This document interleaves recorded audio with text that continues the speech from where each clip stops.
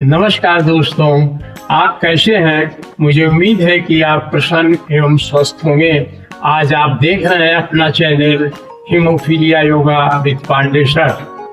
आज हम आपको बताएंगे 5 आसनों के बारे में जो रोज आप कर सकते हैं और यह पांचों आसन करके अपने को स्वस्थ कर सकते हैं।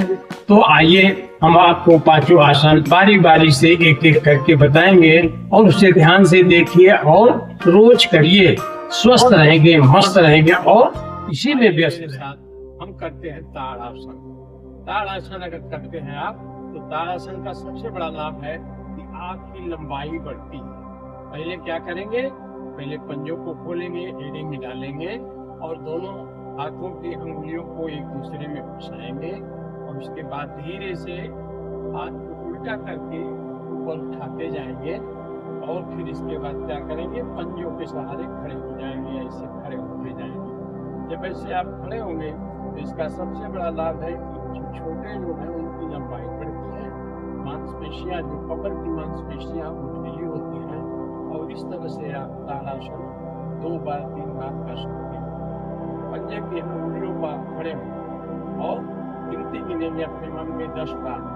1 2 3 4 5 6 7 8 9 10 फिर 4। इस तरह से आप 4 बार 5 बार जितना हो सके अगर करते हैं ताड़ासन तो ये मांसपेशियां ढीली होंगी, मन स्थिर होगा और आपका। आइए मेरे साथ त्रिकोण आसन की तरफ। त्रिकोण आसन आप कैसे करेंगे और इसका क्या लाभ है? त्रिकोण आसन से कमर की जो मांसपेशियां हैं ये कम होती हैं और लचीलापन आता है आपकी बॉडी में।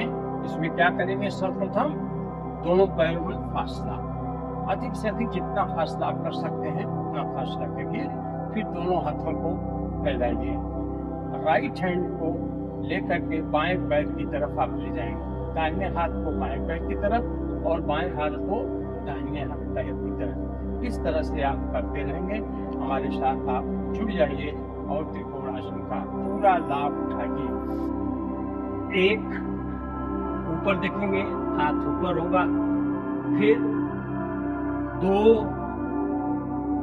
3 4 5 6 7 8 9 10।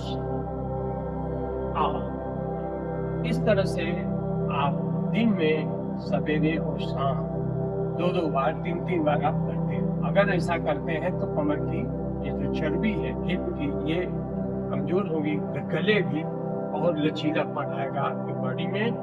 अब एक सावधानी बरतनी है इसमें कि जिनके कमर में दर्द हो वो झुके और जिनके घुटनों में परेशानी है, जिस तरह से घुटना मान लीजिए मुड़ा है, उसी अवस्था में ऐसे ऐसे कर सकते हैं। ऊपर ही करें, धीरे धीरे करें, जैसे एक घुटना सीधा होगा तो करेंगे और कमर में दर्द हो तो ये बेड बना उनके लिए नुकसान है, ये सावधानी पर। आइए हम भुजंग आसन करते हैं।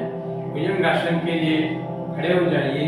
खड़े होने के बाद आपको लेटना है, पेट के बल लेटना है। इस तरह से आप भुजंग आसन के लिए आप लेट जाएंगे। इस तरह से लेट जाएंगे, दोनों हाथ सीने के बगल में रखेंगे और पैर पीछे फैला होगा। इस तरह से आप सीने को उठाएंगे, सांस लेते हुए, सांस भरते हुए सीने को आप उठाएंगे।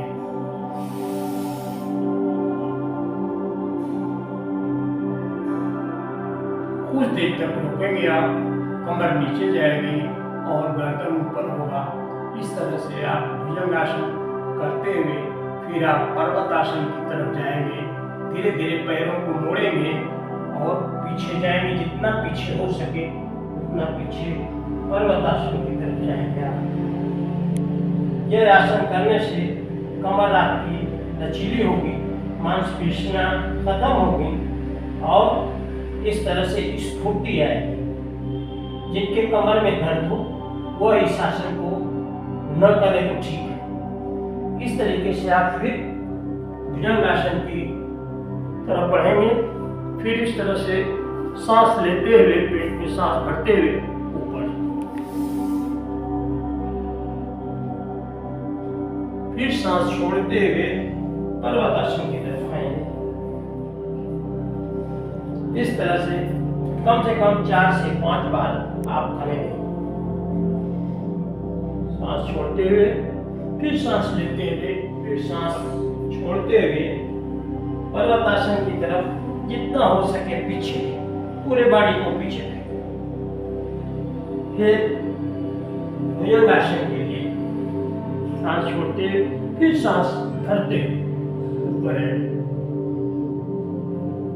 इस तरीके से आप दिन में सवेरे शाम मिला करके 5-5 बार भी करते हैं तो कमर आपकी लचीली होगी, मांसपेशियां गलेंगी और स्फूर्ति आएगी। इस तरीके से आप भुजंगासन रोज सवेरे शाम कर सकिए। नौकासन की तरफ चलते हैं। ये चौथा आसन आपका है आज का। नौकासन के लिए आप बैठ जाइए, दोनों पैर के अंगुलियों को पंजे को मिला लीजिए और हाथ इस तरह से रखिए। इसके बाद क्या करेंगे कि दोनों पैर ऊपर उठेगा एक साथ और दोनों हाथ एक साथ उठेगा। इस तरह से उठेगा, हम प्रयास करेंगे अंगुलियों को। इस तरीके से आप नौकासन करेंगे। इसमें क्या होता है कि कमर की मांसपेशियां जो निकलती हैं मजबूत होती हैं और हाथ पैर की जो मांसपेशियां ये भी बहुत मजबूत होती हैं। इस तरह से आप नौकासन करेंगे। अगर एक साथ सवेरे 4 बार 5 बार कर लेते हैं तो कमर और पैर की मांसपेशियां बहुत मजबूत होती हैं। आइए 5वां आसन पवन मुक्तासन। बहुत ही महत्वपूर्ण आसन है ये। आप पवन मुक्तासन हमारे साथ करिए और इसका लाभ आपको क्या है कि ये मांसपेशियां जो है ये मांसपेशियां भी गलती है, लूज होती हैं और पेट में जो गैस बनी है वो गैस खाली होती है। सबसे बड़ा लाभ इसका है और पाचन तंत्र आपका मजबूत होता है। तो आइए देखिए ऐसे करते हैं पवन मुक्तासन। पहले हम लेट जाएंगे पेट पे बल, फिर दोनों पैरों को पंजों को सटा के दोनों पैरों को उठाएंगे और उठा के अपने हिप से मिला देंगे और दोनों हाथ के उंगलियों को ऐसे बांध के और घुटने के नीचे लगाएंगे और घुटना ले आएंगे नाक की तरफ और नाक में सांस भरते हुए क्या करेंगे, नाक को उठाएंगे, नाक से प्रयास करेंगे घुटना छूट जाए।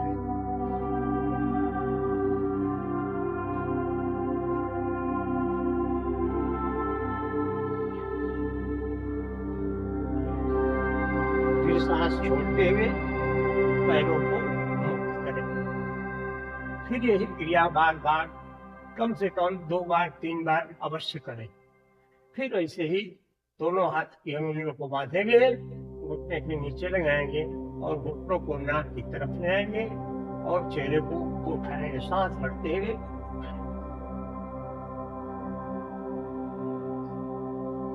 फिर सांस छोड़ते हुए घुटनों को फ्री करें। इसी तरह से यह क्रिया एक बार और करिए। घुटनों को उठाइए, सांस भरिए, हाथ की अंगुलियों को आपस में फंसाइए और नाक को घुटने से छुआने का प्रयास कीजिए।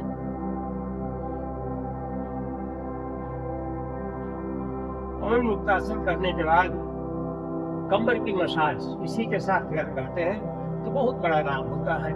जिस अवस्था में उसी अवस्था में रह के आप कमर की मसाज करेंगे।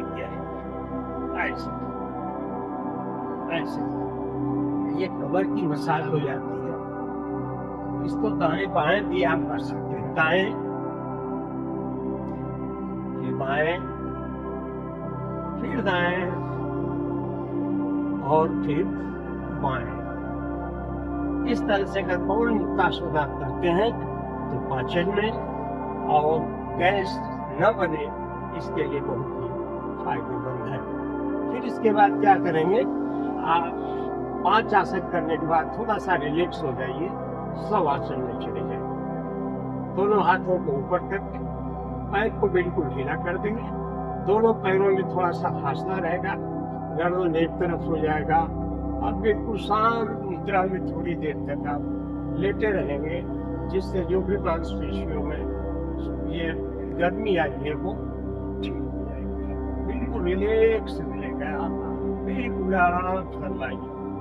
थोड़ा देर तक आराम करने के बाद फिर आप आज के आसन को। अगर यह वीडियो आपको पसंद आया हो तो इसे लाइक करिए और चैनल को सब्सक्राइब करिए। कमेंट में आप बताइए कि कौन सा आसन आपको अच्छा लगा। आप स्वस्थ रहिए, हमेशा मस्त रहिए, मुस्कुराते रहिए। चलिए मिलते हैं अगले वीडियो में, तब तक हम बाबा विश्वनाथ को याद करते हुए बोलेंगे हर हर महादेव।